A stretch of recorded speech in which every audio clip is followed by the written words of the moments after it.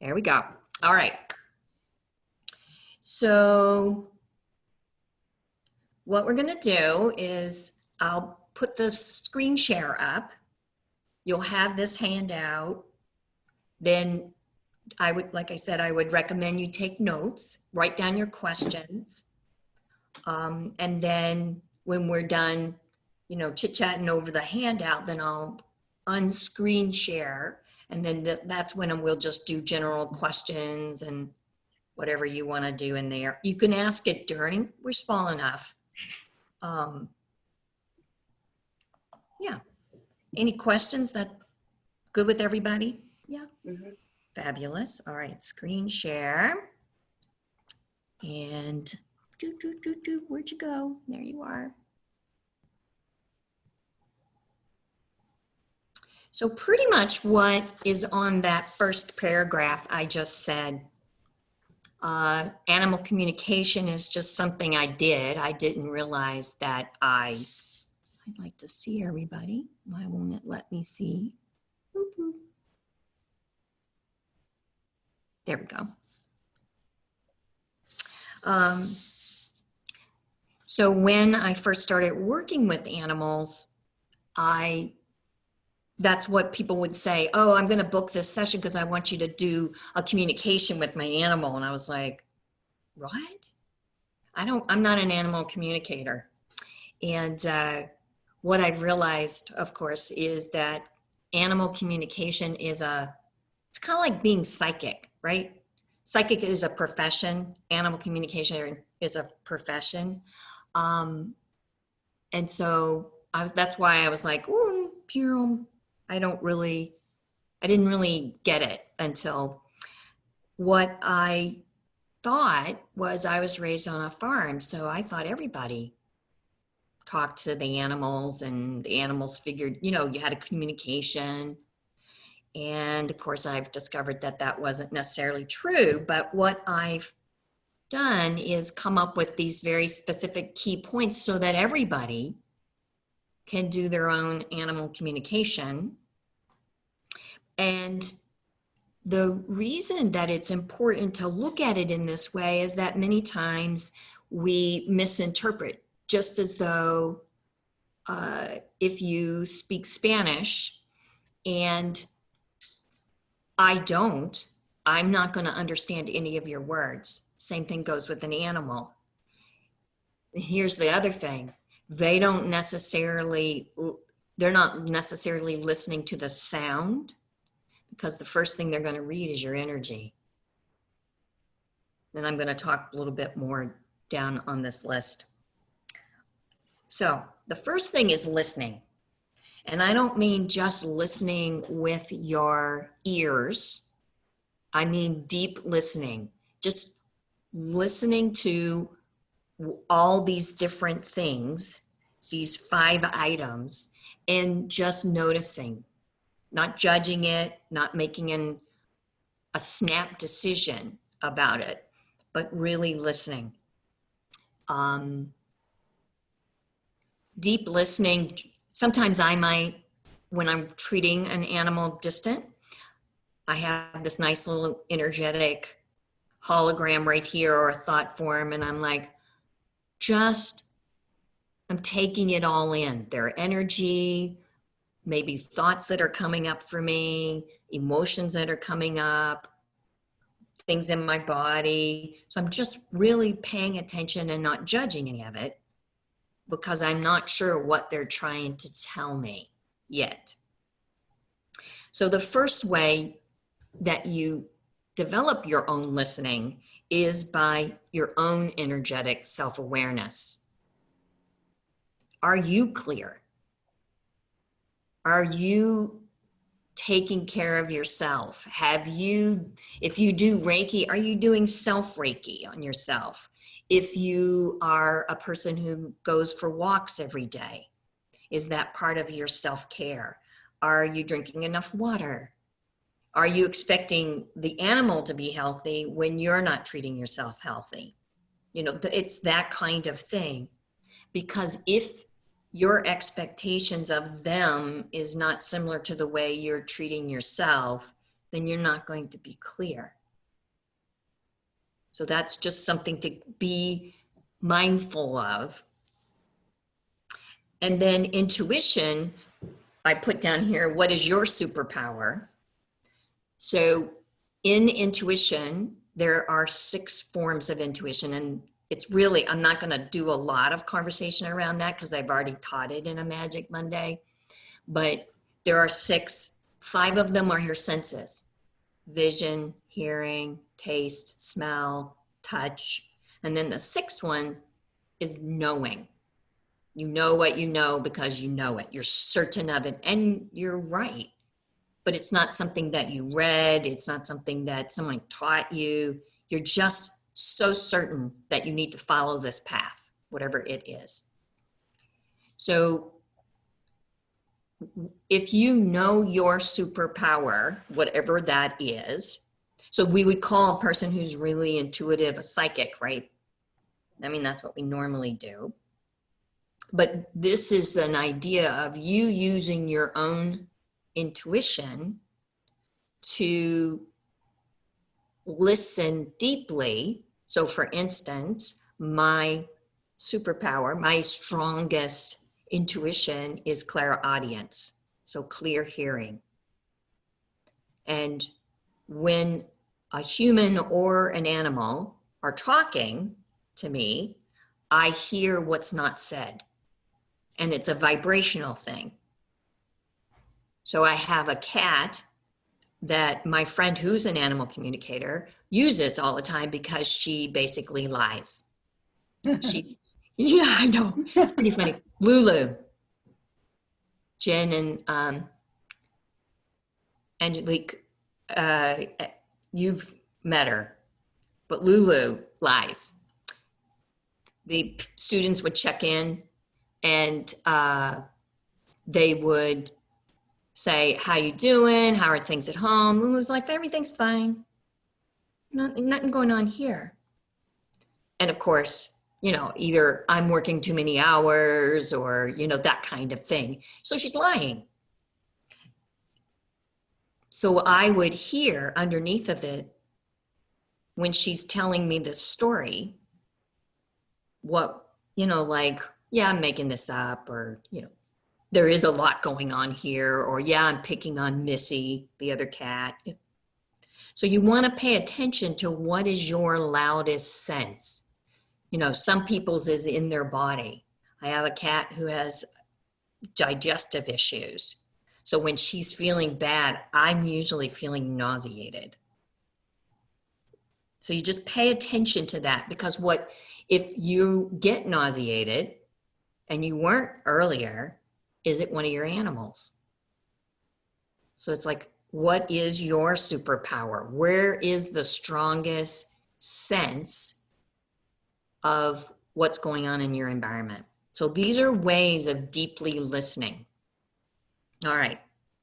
Any questions about that? Makes sense to everybody? You can just give me a thumbs up if it makes sense to you. Okay, great. Great. All right, now, animals' perception. First thing you want to think about or be aware of is that they think in pictures. So that's a really important thing. For humans, so I'm an occupational therapist trained, right?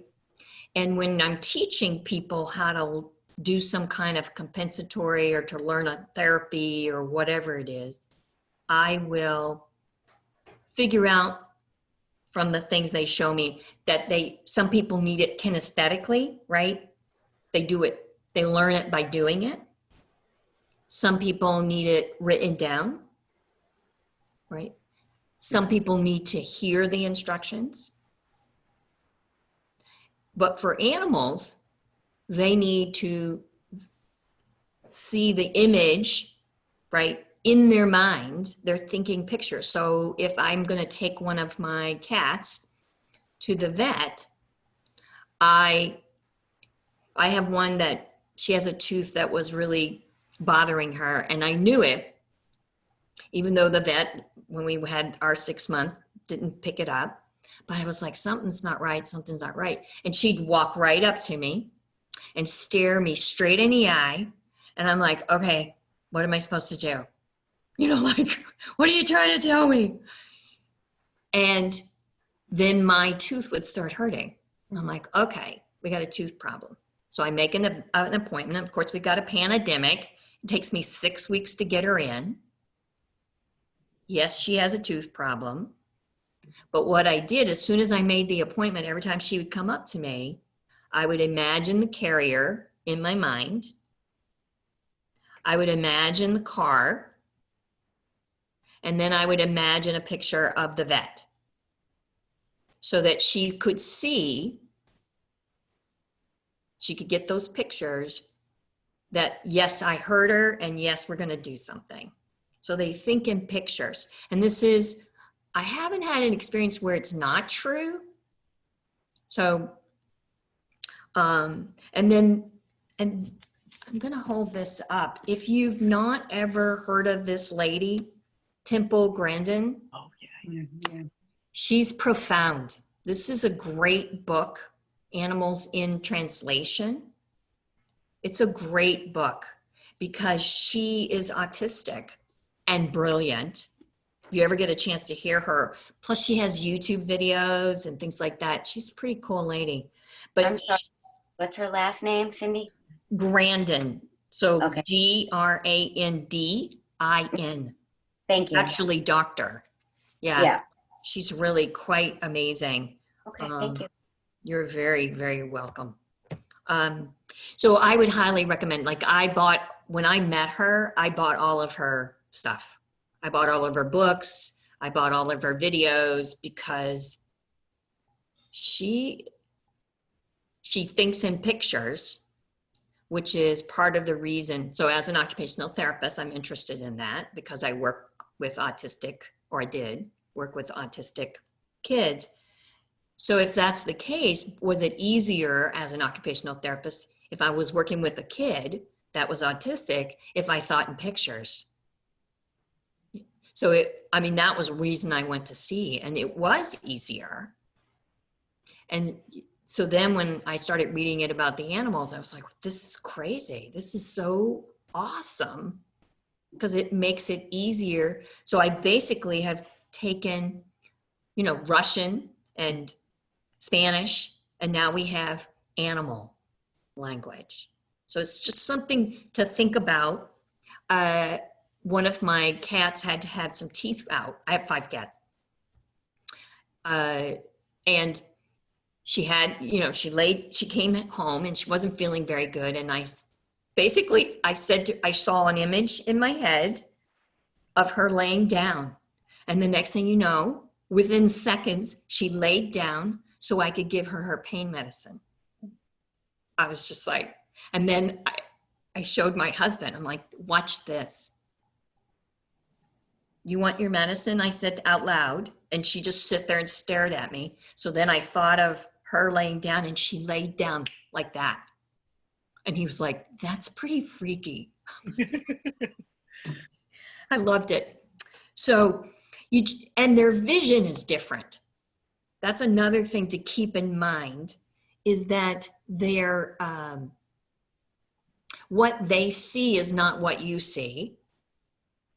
So their cones and rods and where the light hits in their eyes and all that kind of stuff is very different. So they can get spooked easily. You think of cats, for instance, having a sense of where you are in space. But I have one cat that has no sense of space. So literally walks into me when they're supposed to be avoiding me. They're supposed to have that sense, you'd think. No, not this one. So it's like her vision is off or more different than the other cats, as an example. So being aware that they think different and that they see things different, their hearing, of course, is different. I mean, there's many aspects with the animals at the zoo. I didn't talk at all because in the wild, they're not used to human voice. So I didn't want to spook them. So it was very interesting because they would come up to me if I just stood still.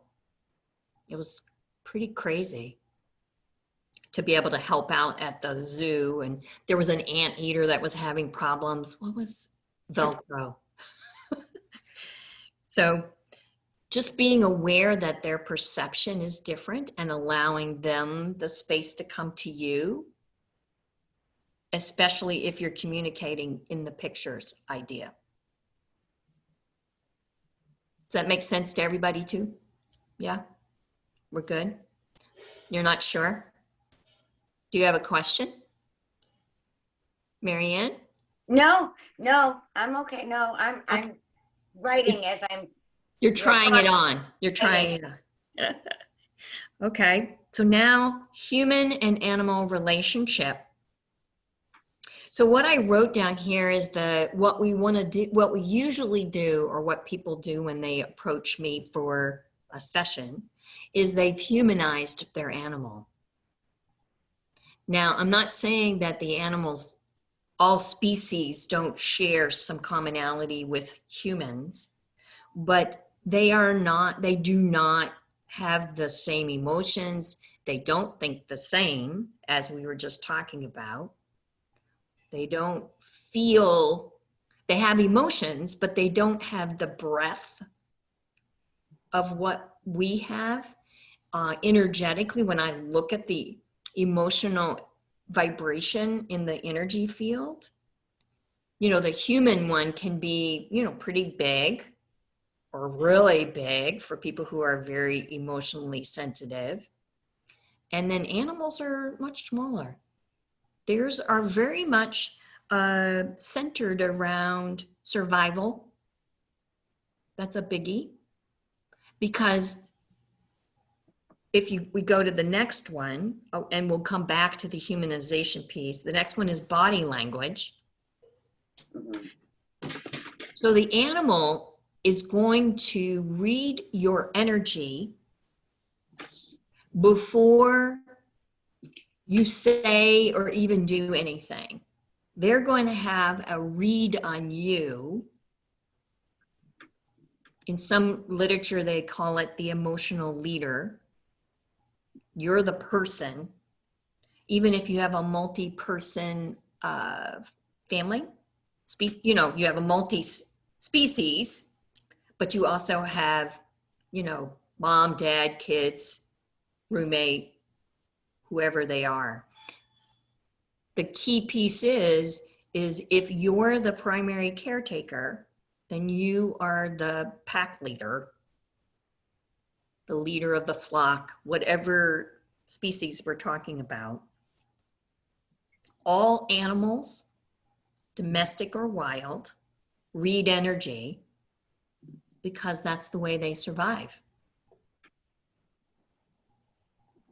So we've domesticated, these animals, and some of them aren't as aware because that domestication it's kind of like it's altered their primal characteristics. But Marianne and I were talking about her dog who came from Aruba. And I was asking her, was he, right? He, yeah. Yeah. Is he feral? And she was like, no, he was, but his mother was. So that vibration increases the prey drive because he's a predator. Dogs are predators. I mean, that's their species. So it's not, even though we've domesticated them, it doesn't mean that that's gone. I mean, one of my 5 cats has a really serious prey drive. And that's because it's not been, several of mine came out of the same litter, things of that sort, but recognize that there's a domestication, but she's the one, Lulu, she's the one with the highest prey drive. And she's also the one that will lie. So my idea, if you're communicating with her, my idea of her is she's the protector of the herd, right? She's the one that's doing the perimeter, the sentinel. She's watching the perimeter. No, we're fine, got everything. And then let me go out and kill something for the herd. And I'm like, and they're all inside cats. So you can just imagine if, let's say I get irritated with my husband, which is possible, right? All of us Yeah. have that. We all have that. So that when she picks that up, she starts pacing before it even happens, because she's already reading the energy. And you can tell whoever is the one that's upset, she's pacing around them. So there's my words, disturbance in the force. So if you watch, again, this is helping you to listen more deeply, that if you watch them, you can read their energy because they've already read yours. And I'm going to just use an example of the body language, the eye contact. In human world, using eye contact is, especially in the United States, it's very common, right? Yeah. You establish eye contact, that I'm listening, you're listening, that kind of idea. In other countries, still humans, that kind of eye contact is too much, right? So when then you go to different species, eye contact can be perceived as aggression. So this is why, like, dogs would attack. Cats might attack. They might roll over on their belly, and that's just a ploy so that they can go. Rah. So it's like misinterpreting their body language is what gets us bit, or just because we think, oh, isn't that cute? They're showing me their belly. Mm-hmm. Yeah, no, not necessarily. So if one of my cats does that, what I might do is I'll bring my hand close and I wait, because I want to see if that's what they're asking me to do, or if they're pointing to, I got a bellyache or I got a boo-boo. So it's really looking at it and not putting my human thing to it, but what is the animal trying to communicate to me? What do they want me to pay attention to?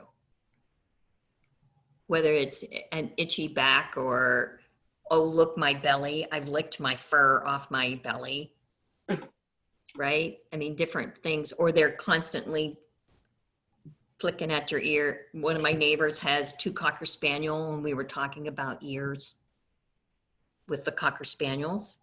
They, and the breed itself has a real hypersensitivity to those ears, the breed.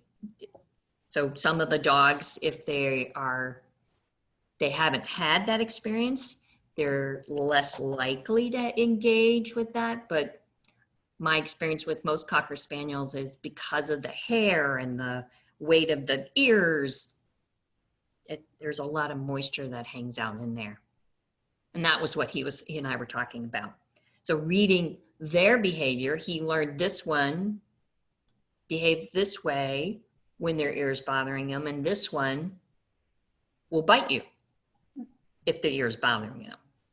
So you can see there's a difference in their behavior, but when he watches, this one will kind of protect the ear. He'll come up to people this way because that ear is always sensitive. So his body language for this dog has taught the owner when he needs to take a look at the ear. And then the last one is about behavior. So for instance, lick and chew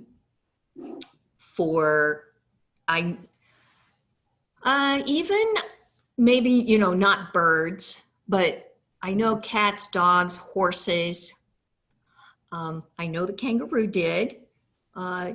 So, but the idea of lick and chew is if you were seeing me as a human, many times people will moisturize their lips when they're a little nervous and they swallow, and that's a lymphatic sign. So physiology wise, I got it. For animals, it's the same thing. They're a little nervous, but they're also saying, things are moving. So when I do Reiki on animals, distant or in person, they'll yawn. And a yawn will many times stimulate the lick and chew. So you just watch for these behaviors to confirm there's some kind of energy moving, or what's going on with that particular animal. Pacing. What would pacing say to you? Upset, nervous. Nervous. They're literally like a caged animal, right? They don't know what to do. Right. So again, you're going back to the pacing, you're going to look at it from not the human standpoint, but what would I feel like if I were a dog, a predator, and I'm in this cage and I'm going back and forth? What's going on, right? There's something's engaged with their sense of survival.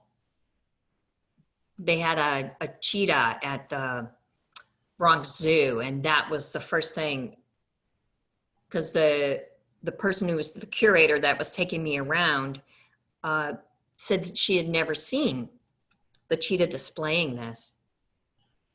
But the cheetah would pace and then establish eye contact with me, and then pace and then establish eye contact with me. It was really quite interesting. And then that's when I said, well, I think the cheetah's bored. And many times that's when damage happens. Cats, dogs, if they're not getting enough stimuli, whether it's through play, whether it's through exercise, they will damage things. Lulu, I'm going to stop the share. Is everybody okay if I stop the share? Mm-hmm. Okay. All right. I get to see everybody now. Lulu's a really big person for that. Like I was in an energy workshop the last 3 days, and I had this, the Shaw kind of jackety things that are hot right now. They go down to your knees. So I had a t-shirt and I had one of those on. So it draped down to the floor when I sat down to eat dinner. And Mark, my husband, says, you need to check her out. She's heading for the corner of your jacket. And sure enough, that's what she was doing. So then I was like, okay, what are you doing? What's going on here? So this morning, that was last night. This morning, I was like, I found her upstairs chewing on the Velcro thingy that goes around like a plug. Yep. For the computer. And I was like, what are you doing? Okay. So I was like, okay, what's going on? And then she had breakfast and she threw everything up. Oh, gross. Right. But what was she trying to tell me? I don't feel well. So I'm trying to find something to help me feel better. And did I hear her? No. Because she's the one that's always getting in trouble. Right? So I was like, oh, what are you doing? But we all do that, right? It's like, all right, I've played with you. I've fed you really good food. But those 5 things, so listening, being aware that their perception is different, the relationship is not human. They are not human. So your relationship with them, there's all kinds of theories, and I think in one of the other talks I talk a little bit about their agreements or contracts with you. Why are they in your life? Because they're usually here to teach you something, right? So So you're looking at listening, their perception versus yours, your relationship with them, their body language, your body language, because they're going to read it. They're going to know what's inside of you. If you're incoherent, if your inside emotion, state of mind doesn't match the outside, they're going to know it. And they tell on you. Right? I mean, we all have had them where you go, oh, that's nice. And I do it all the time, right? I'm treating somebody, I'm like, oh, okay. Yep. They've just rolled you under a bus. So I'm like emailing the owner or texting with them and going, all right, they're turning you in. What you said you wanted and what's going on are two different things. Because they're good, that's exactly what their job is. They're really clear about their job in your life. You're the one that doesn't have the clarity, right? Because you're like, what are you saying? What are you trying to tell me? So when you're trying to figure it out, you want to kind of step back and use these 5 areas to give you some clues of or where you're misperceiving. It's kind of, again, is your Spanish good enough to go to, to Mexico or to Spain? Mine's uno poquito español. So I could probably get myself to the bathroom. I doubt if I could order anything. Then you go to the animal world and it's the same.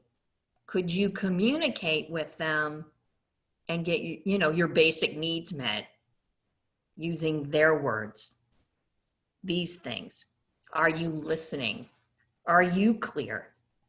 It's very common. Like I have a lady that I work with that has 4, or she had 4, just recently had to make the decision to help one of them pass. And that was really hard. It's never easy. And so, she sets up her regular sessions for all of her, companions. And then she's like, oh, well, this one doesn't need it. And this one doesn't need it. And then after, the dog had passed, she texts me and she's like, I was wrong. Everybody needs one. I said, okay, can I offer you a complimentary one for yourself? Because she wouldn't buy one for herself. I was like, yeah, can I just gift it? They're going to be happy with me. Mm-hmm. Because then hopefully with a little Reiki for her, it'll be easier for her in her grief, which makes her, multi-species family have a much easier time. And that's the thing, because she humanizes her animals. And so she'll say, oh, I think they're mad at me. This is the reason why they're peeing on the floor. Okay. So then I'll do the session and I'm like, no, this particular animal, I said, the eyes, the dog is going blind. And I said, so the dog is just going back to where it smells its urine. It's not because it's mad, so that's human, right? It's just a very practical, primal thing. The dog can smell his own urine smell, and so he goes back there. Mm-hmm. And of course, she's like, well, how do I fix that? I'm like, I don't know that you can unless you keep him in a crate when you're not paying attention. I mean, because it's not his fault. He's blind. Yeah. Right? So again, it's humanizing what's going on, but if you step back from them, they're just doing their thing. So that's a... Can I ask you a question, Cindy? Absolutely. So I humanize Buddy. Yes, you do, my friend. how do I learn to unhumanize him? I mean, me, how do I stop that? Because I do it all the time. Well, I would take this checklist Okay. and take myself through it. You know, am I clear? Okay. You know, inside of me, and then go down and say, okay, what is my superpower? What is your superpower? And then that's the one I would trust. Okay. You're like, I'm clairaudient. Okay. So it's like, if I'm right about something, usually it's an echo in my head. I hear it in my head, and then I hear the person saying it or the animal saying it or whatever it is. But it's a super, you know, I get confirmation. Okay. So whatever that superpower is, that would be my checks and balances. And then I would try realizing that you're speaking human and Buddy is speaking Buddy. Yeah. Two different languages, Okay. as I speak to a speech pathologist, right? But it is literally two different languages. Okay. And so speaking his language is the images. Okay. And you just have to be really simple. You don't want to show him a movie. Yeah. But and you would really love Temple's book. Anything by her. She has a great movie out. She's an odd duck, but she was brilliant. She was brilliant. I'll have to take a look. Yeah, it might help you. I mean, but it's really about getting the space between yourself and realizing that that's a different species. Okay. And it would make, you know, because I remember Buddy has a high prey drive, right? Yeah. Yeah. Yeah. He's a purebred, right? Yeah. Yeah. Is Buddy a cat or a dog? I don't remember. He's a cat. He's a cat. Okay. We used to call him Truffle, but then Cindy informed me that it was a very demasculating name for him and he didn't like it. So Totally. that name had always He's been a Buddy. massive cat. And he's got a prey drive. Yeah. No. Yeah. He was not impressed. He was not impressed. And that was exactly what came through on his communication. He's like, what? It was that kind of energy. I'm like, okay. But yeah, I mean, that's the big thing, is to get that space. Okay. Where you realize different species, even though we have a tendency, because we're domesticating these animals in our homes,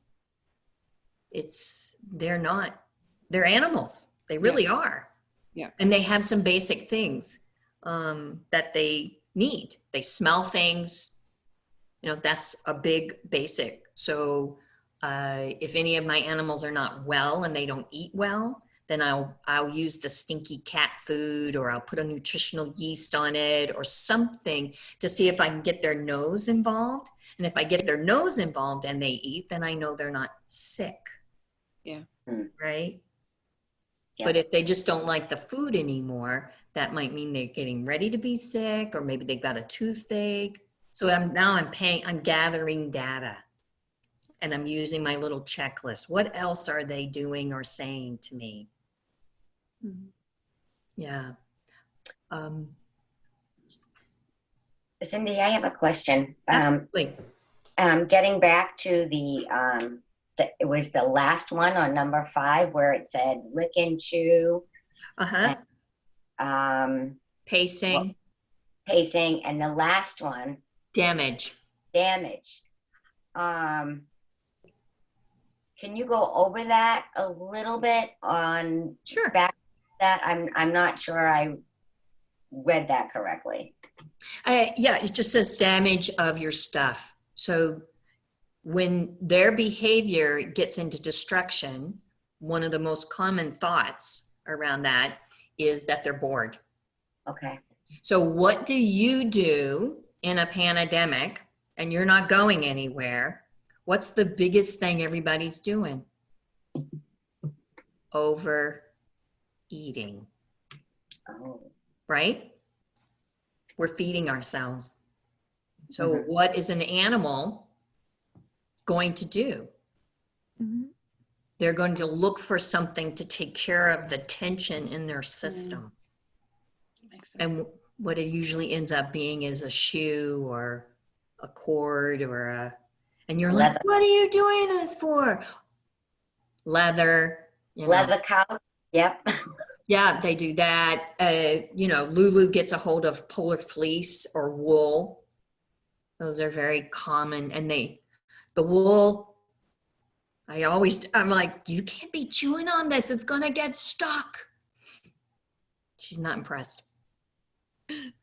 But they smell your smell on whatever the object is, right? That's usually the one they go for because they are trying to communicate. So we think they're a bad dog or a bad cat or a bad horse or a bad bird or whatever they're doing. They bite you. And it's usually because we're not paying attention or we're misunderstanding their behavior. We're humanizing it or calling it something that it's not. But when it's clear, when you're clear and they're clear and you're communicating with them as their species might be, thinking in pictures as an example, then the things like me giving medication to Joy, those kinds of things can happen. I'm like, all right, here's the image of you laying down. And she laid right down. I was like, that is even weird to me. But then and then she let me just lip that and give her medication. And she was also crystal clear that she wasn't taking all the doses. She's like, no, I'm done. Okay, would you like me to do Reiki? What would you like me to do? Yeah, no. And she turns around and walks away. Okay. As long as I fed her on time, she was good. So it's really, when you're looking at what is your animal trying to tell you, again, you want to just take your checklist there and say, okay, am I listening? Am I clear? What am I using to know that that's true? So your superpower. And then reminding yourself that they don't see the world or think in the world the same as we do as humans. And then your relationship with them is not human to human. It's human to another species. You wouldn't walk up to a lion and just have and be in their face, right? You wouldn't do that. But we do that all the time to our domestic animals. So usually for me, I'll walk up, I'll put my hand down. They've walked up to me, I'll put my hand down. And then if they want me to rub them, right, to give them affection, they will rub against my hand. So they've now told me what they're looking for. So I'm letting them communicate to me what it is they need. It's kind of like, again, giving space to, okay, tell me. I'm listening. I'm really listening. And then just watch their body language and their behavior, because that will confirm or not confirm, that you're right. Because then you get permission from them. And they'll be clear about their permission, right? If you don't have permission, what do? They walk away, they bite you, they scratch you, they peck you, whatever it is. Right? They usually are. They turn around and walk away. Yeah. Dumb human. Right? That's what they do. So I don't know if this was helpful. Yeah. Yeah. I have a question, Absolutely. and I don't know if you could see my little boy. He's right here. He spent at least some time on the street. So he was, I got him at a shelter, and I just fell in love with him. He's come quite a long way in terms of becoming affectionate, because and you said something today, and I was like, okay, he's in predatory mode. He's in fight or flight, save, he's got to scrounge around for food. that made a perfect sense to me. So But he I was feel feral for a while. he was feral. feral. Yeah. Yeah. And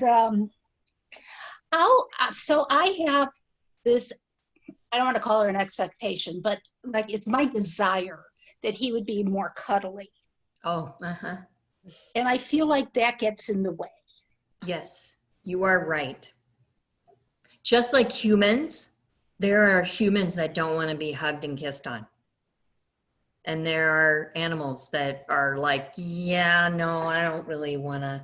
So they will tell you when they're seeking affection. Mhm. And if you want to give them affection, you want to get permission. Because what that does is it communicates respect Okay. between the species. And if you want more affection, you're going to have to get a different cat.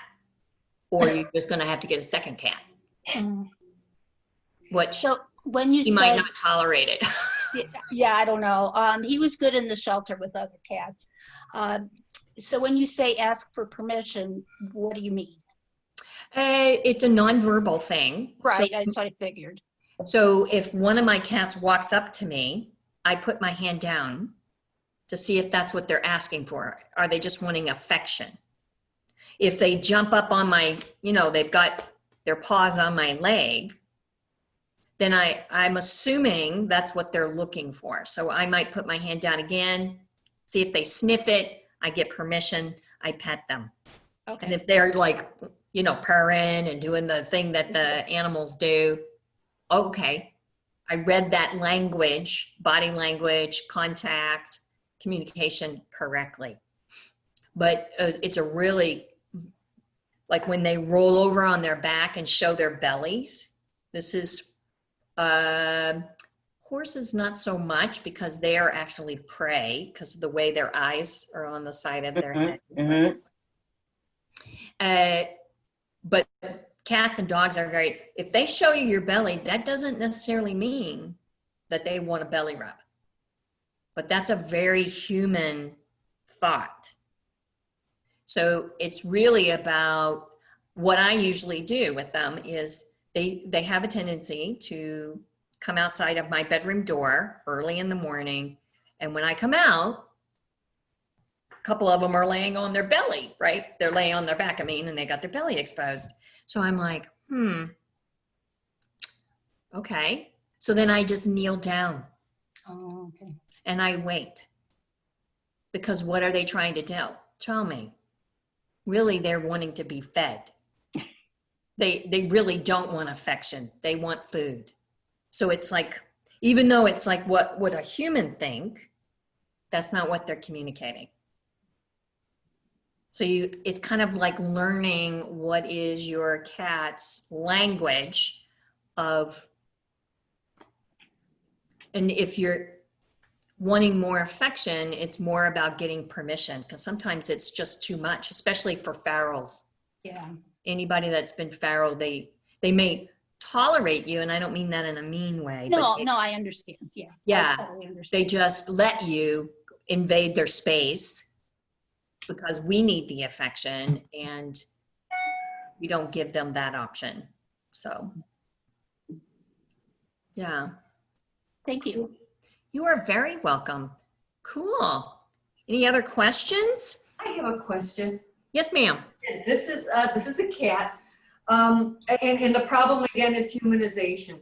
When we're planning a trip to the vet or something that's for the cat's own good, it's hard not to give up the wish that the cat would understand that it is for their own good. Well, it's a human thought that it's for their own good.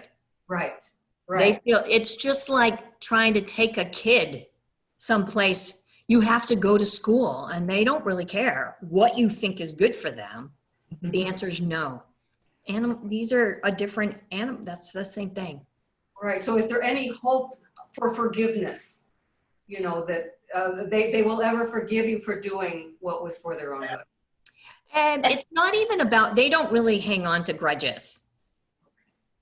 So the key piece is if you're thinking that you're sneakily taking the cat to the doctor, the cat already knows whenever you made the appointment, Okay. you know? And so the cat's just kind of probably irritated going, this human, they think I'm stupid. They think I don't know.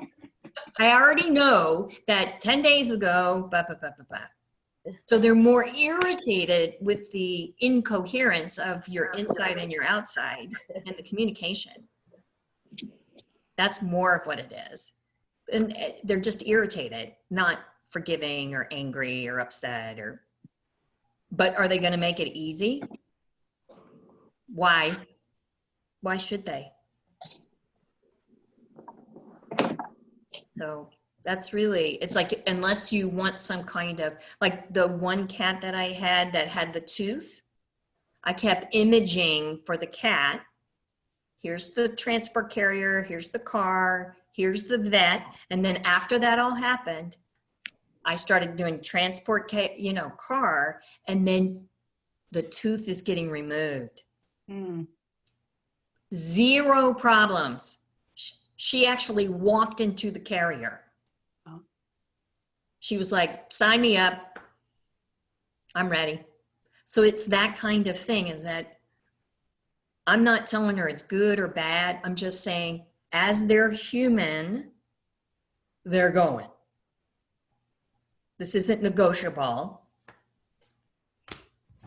So their level of thinking, if there's something I want to communicate, but I can't make a picture of it in my head, is that indicative of them not being able to really understand that? Or is that my lack of creativity with coming up with a picture? Or all of the above, right? Well, it's just like speaking another language. Yeah. Right? If you don't have the word, the person who speaks another language has no idea. Yep. Okay. So if you're unable to find a picture or an image or something that means the same thing to you, Okay. like what a walk might look like. Yep. Because a walk is it's a process, it's not a thing. Yep. So it's like, how do you do that? Well, maybe it's the picture of the leash. Okay. There's Okay. the image, right? Yep. Got it. Good questions. Mm. Well, cool. No, wait, could I go back to your experience with the tooth? Somehow you were able to communicate the absence of pain. Well, the thing is that pain is a human fear. That's part of life in their world. I'm not saying that they love it. I'm just saying that pain and difficulties and challenges are all part of life. You know, if they were out feral, right? What would they have to do? They would have to hunt and kill to survive. And they would just do it. They're not going to get hung up on any of that. So the key piece is that my relationship and my communication with them is that they know they just have to come and tell me. You know, so I sit down on the floor with Joy, the one with the, not Joy, Sweetie. I sat down on the floor with her. I held the bag up of medicine and said, this is your medicine for your tooth. And then I stopped because I'm talking, right? She's not human. So then I did the same images. You know, here's the carrier, here's the car, here's the vet, took out the tooth. Now you're home. You come to me. That's what this is for, is to help. And that's what they're trusting me to do, right? That's my relationship or our agreement, is to help them, not suffer. We don't want them to suffer. Pain, unfortunately, is a factor of life. And that's the human things. You know what? We don't want anybody to have pain, but that's unreal, right? Because everybody, unfortunately, experiences pain. Suffering is the option. So that's why I was saying that with my cat. I was like, okay, you don't have to suffer. And literally, she came to me. She had 6 doses. And she came to me every morning, every night. I mean, she would show up, sit down really quiet, like, okay. I'd get it out. I would have to have my husband hold because she likes to take swat at you. So, you know, her mouth was sore. So she likes to swat. And I said that to her. No. And I got the look. What do you mean, no? I'm going to swat you if I want to. That was the attitude I got back. I'm like, okay, Mark. And then, you know, that's what we did. And then finally she stopped coming. She was supposed to have 2 doses on a day and she didn't come that night. So I just gave it to her the next morning. So she had 1 extra day with 2 days of just 1 dose. So kind of titrated it for her. And that's what she apparently wanted because that's when she showed up. They have more wisdom than I do. We just think that we're smart, right? That was a good question. Well, cool. This was fun, guys. Thanks, Cindy. Thank You're you. very welcome. So next week, same time, same bat channel for anybody that's signed up. And I appreciate you guys really hanging in there. And I'm glad that my hotspot worked. It didn't have the bandwidth to bring the rest of you in. I don't know. What are we going to do with Zoom? But I'll send out hopefully, I'll stop the recording now so I can do that. This says stop. And then it says you want to stop the cloud recording. Yes.